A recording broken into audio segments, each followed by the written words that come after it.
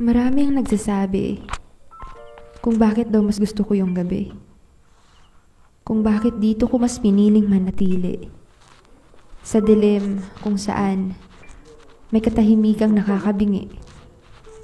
Tuwing gabi kung saan walang ibang masisilayan kundi ang buwan. Kahit ang lahat ng bagay ay mistulang nagpapahinga, pipiliin pa rin ang maiwang mag-isa upang mas maramdamang ang lahat ay payapa. Walang nagmamadali, walang nag-uunahan, walang patungo kahit saan, walang palihim na nasasaktan. Dahil sa mundo lahat ay minamadali. San nga ba dapat mananatili?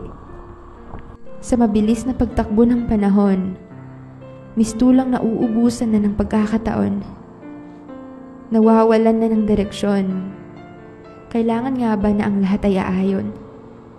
Kaya tuwing gabi ay oras ng pahinga. Hindi lamang ng pagod ng mga mata o dahil sa masakit na mga paa. Hindi lang din dahil sa nanghihina. May isipang nalilito at pusong nangungulila sa mga pangarap na unti-unti nang nawawala. Yung lungkot na bigla na lang mangangamusta. Kaya kahit ilang saglit lang, kailangan kong huminga. Unti-unti nang dumidilim ang kalangitan. Sa wakas muling masisilayan ang gandang taglay ng buwan. Muli na namang mapapakinggan ang mga bulong sa kalawakan. Madilim at tahimik ang paligid. Walang ibang ingay na maririnig. Pawang katahimikan lamang ang nananaig. Kailangan din pala ng pahinga maging ang daigdig.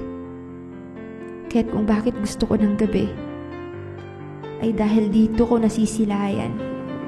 Nagkakaroon ako ng dahilan upang higit na maunawaan na sa mundong tila lahat nag-uunahan, may isang gabi na magpapaalala sa akin na kailangan ding magpahinga at ipagpaliban na lang na minsan ayos lang mapag-iwanan basta't pipiliin pa rin magpatuloy kinabukasan.